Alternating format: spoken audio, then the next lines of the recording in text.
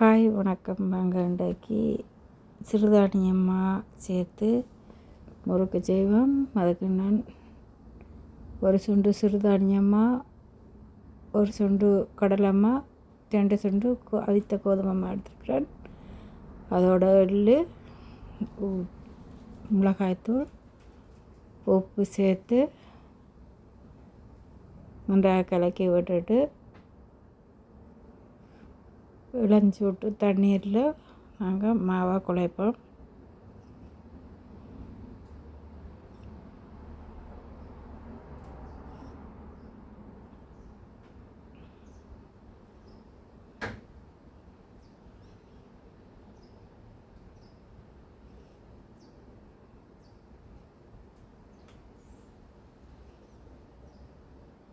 நன்றாக எல்லாம் கலக்க மட்டும் கலப்படம் மட்டும் குழைச்செடுக்கணும். நாங்கள் கையால் சேர்த்து விடுவோம். இல்லாத பிணைஞ்சு சிறிதளவு எண்ணெயும் சேர்த்து பிணைஞ்செடுப்போம்.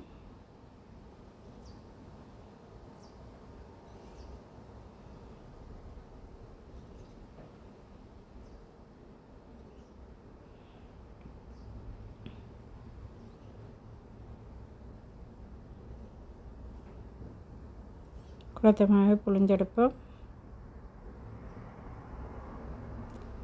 அடுப்பில் எண்ணெயை சூடு ஏற விட்டு புழிஞ்சதை போட்டெடுப்போம். மிதமான சூட்டில் விட்டு பொரிப்போம் சுடுவோம்.